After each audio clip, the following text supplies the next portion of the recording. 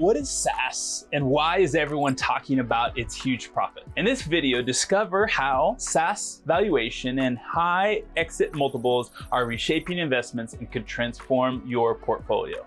Hey, look, if you're an investor and you hear these words flying around, give me 7 minutes of your time, and I will tell you all you need to know about SaaS businesses. You'll learn what they are, if you should care about them, and what all the fuss is about. Hey, if you're new here, my name is Peter. I've been a marketing coach, consultant, college professor, a TV host, and launched 4 successful companies. I've spent my entire life learning how to grow businesses, but now I'm learning about alternative investments and SaaS on how to grow my wealth. Join me. Let's dive right into the world of software as a service, aka SaaS. Think of the software that you use daily. Maybe it's Uber, email, or maybe just your calendar app. Now imagine you have to pay rent for using that software. It shouldn't be that hard because you probably already do. If you've used Zoom, Slack, Google Workspace, Outlook, or thousands of other software available, you've experienced SaaS already. SaaS essentially allows users to connect to and use cloud-based apps over the internet. So what you're doing is renting the use of an app for yourself or your company. You and your team connect to it over the internet. All of the underlying infrastructure is managed by your service providers, i.e. the companies. What makes SaaS so unique is its accessibility, scalability, and subscription-based pricing. We'll speak to each of those items in just a minute. Before that, if you're thinking, but Peter, all the softwares I use are free, how on earth do these companies make money? Great question. Well, there's many ways they monetize their software. Most of these companies really make the big bucks serving other businesses, i.e. B2B, and not on the B2C level.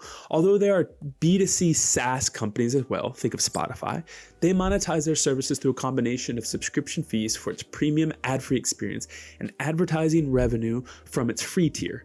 I'm going over this on a broad level, but you get the point. They also usually have a freemium model where they provide the service free of charge for a small number of people, but start charging with more use in terms of users, tokens, or whatever other yardstick they might find. They know that the money to be made is in the big numbers, which plays right into one of their strengths, scalability, which is a perfect segue to talk about SaaS, scalability, and accessibility. There is such a differentiator for SaaS. Because SaaS is cloud-based, it can allocate more storage, computing power, and functionalities as a customer's requirements grow. This means businesses can expand or reduce their service usage without the need for significant investment in physical hardware or lengthy installations. This is also why when your antivirus or messenger app updates, all you have to do is accept. There's no CD you have to plug in or server room you have to set up to get new features.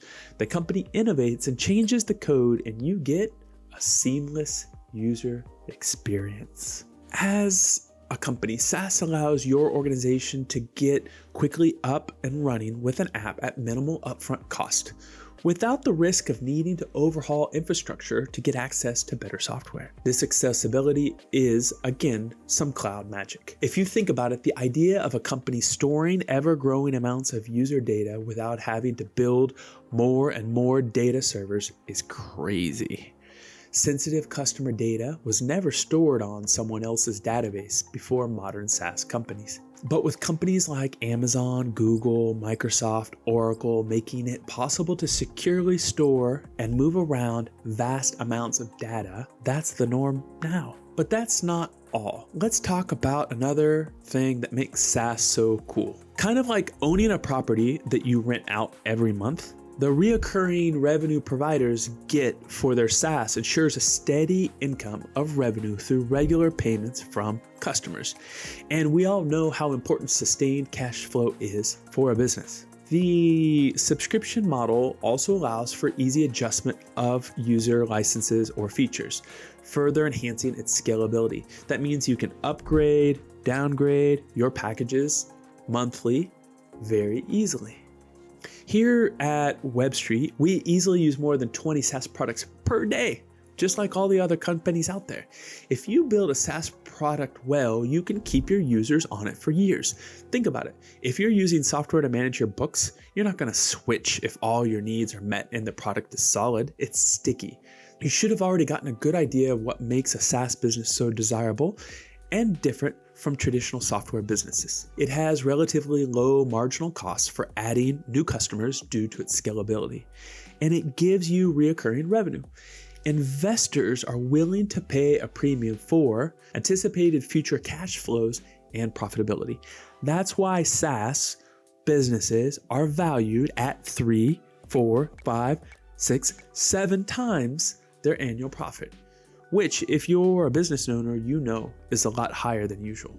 That is an impressive multiple. The SaaS market is experiencing rapid growth due to increasing demand for cloud-based solutions across industries and diverse sectors such as CRMs, ERPs, HRMs, and cybersecurity, and so on. In fact, the recent funds we've raised at WebStreet to invest in online businesses have been very SaaS heavy. Our most recent investment fund had a 66% allocation for SaaS portfolios.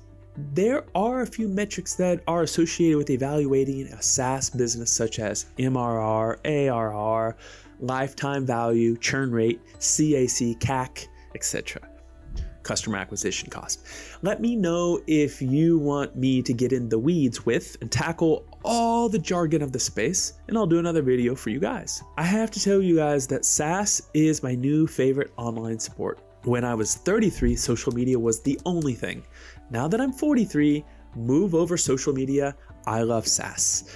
I was the VP of marketing for an enterprise SaaS turnaround project, private equity project, and I've seen firsthand what a great business model SaaS is. All you need to know about SaaS as an investor in less than 7 minutes. Hit the like button to let me know you've enjoyed this video.